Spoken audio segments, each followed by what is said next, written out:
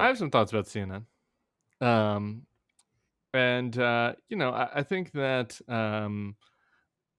what they're going to do is absolutely not going to work and is going to fail catastrophically.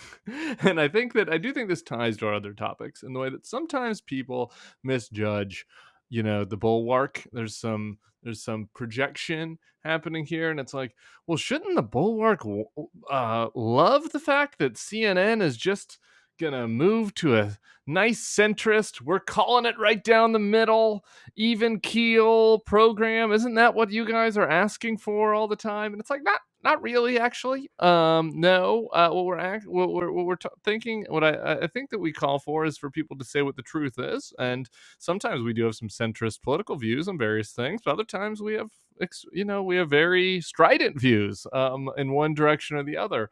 I think that's what people are looking for. And this is the CNN.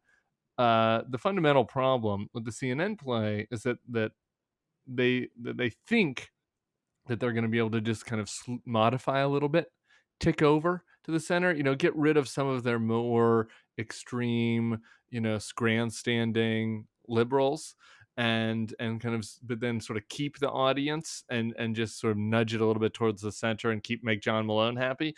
And that is fundamentally not possible. As John Harwood said in his final hit before he left, when one of the two major parties is still led by somebody who's a degenerate liar, and all he does is lie about everything, and he wants to overthrow the democracy. You can't really kind of do what they're trying to do. And so I think what they're going to end up is in a very sour place, where they're going to lose.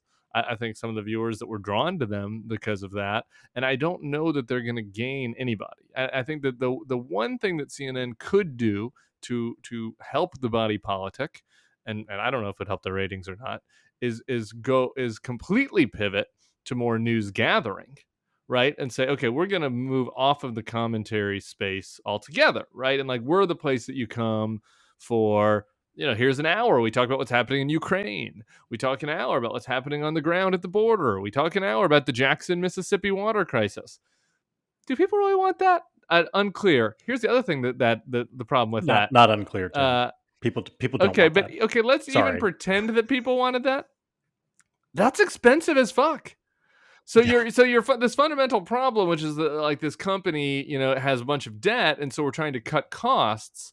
Well, the cheapest thing to do is this right now. There's three of us. We're in a room. We all have our little Yeti mics. Cost us $80. We're just giving our opinion. We did add on Sebastian, who can fact check us live, but mostly this is a pretty cheap endeavor. The CNN version of that is slightly more expensive. The actual news gathering, news reporting is really expensive, and so that's not really what they're going to do. Like, they're not going to pivot to that. What they want to do is pivot to like a more mushy opinion channel. On the one side there is this, right, and on the other side there is so that. Here we've got Jeff Lord and Scott Jennings, talking about how maybe it's not a bad deal offer his analysis that the Secretary of States might overthrow the election. And then here's David Axelrod and on the other side saying, no, that is a bad idea. People don't want that. Like, people don't want, and it's obviously not in line with reality. And so I think that they are really fucking themselves, is my opinion. So, Sarah, here's what I would like to ask you.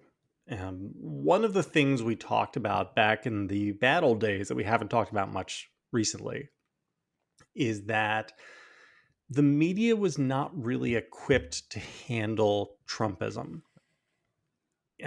Because the media is used to two sides basically shading the truth and doing optics and all that stuff.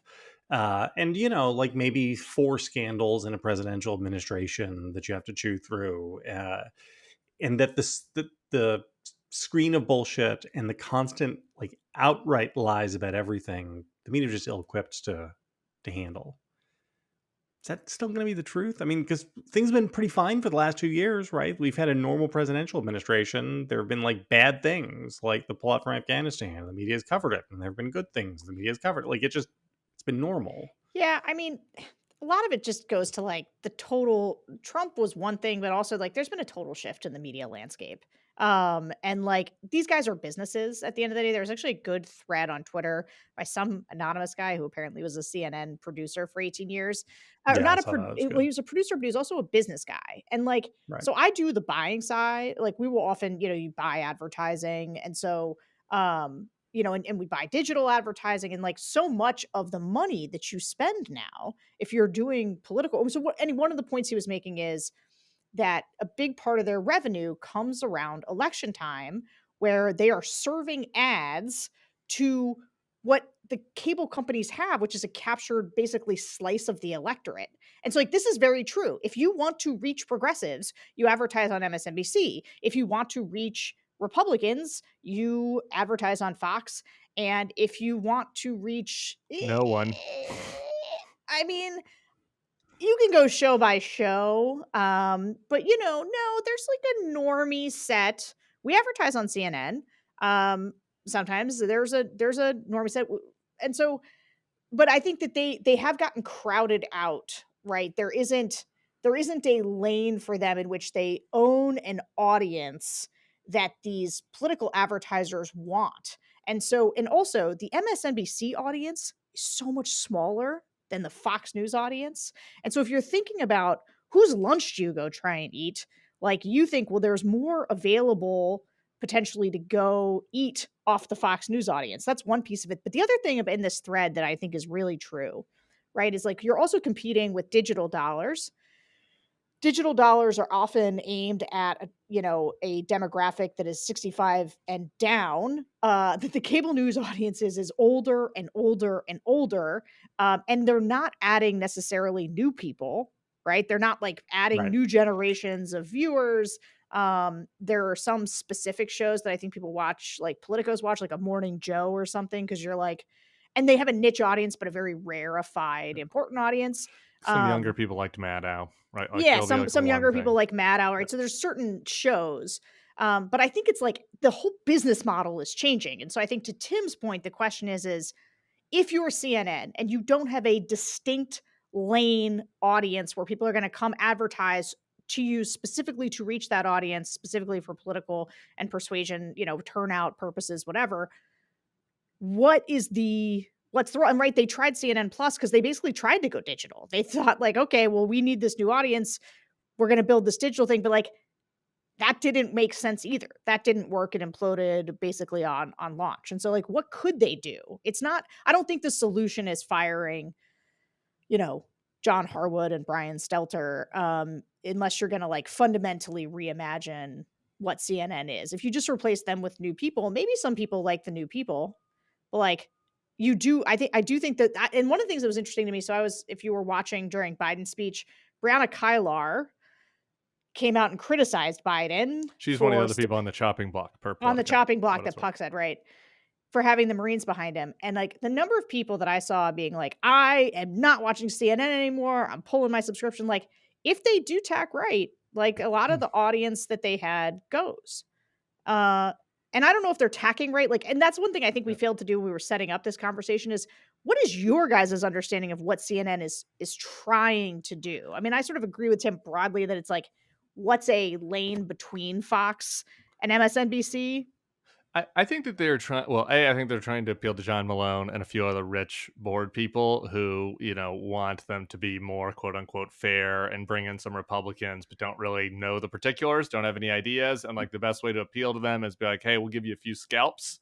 There are a few people that you don't like because they are particularly strident in their language. In attacking Trump and Trumpism, and so we'll give you a few scalps and hope to kind of just move forward. I'd like to hear more from JVL on the hire that they just made of John Miller, what if that signals anything. But I think that is part of it. But I just the fundamental problem I have is so we saw how to take a bite out of Fox. Yeah. It was Newsmax. Is Newsmax did Newsmax it. did it right? Like there's That's the problem with definitely a the way to CNN take a bite out of Fox, strategy. but it's Yeah. the opposite way from where CNN is going. And I just don't like. Are there some people who look like? Are there Brett Baer Fox watchers? Who conceivably would be interested in also a Brett Baerish style CNN show. that had like somebody who is kind of a nondescript host in what their political leanings are, and they're a Republic, right? Like, could that potentially? I guess in theory, like maybe there's a No. tiny percentage of people that you could take to do that, but like not 24 hours a day, and you're What losing. And think what about all the people that CNN they're going to lose to MS. Yeah, what CNN does not realize, I think, is that Fox is already situated as far to the left as it can possibly be in order to hold down its audience. Right.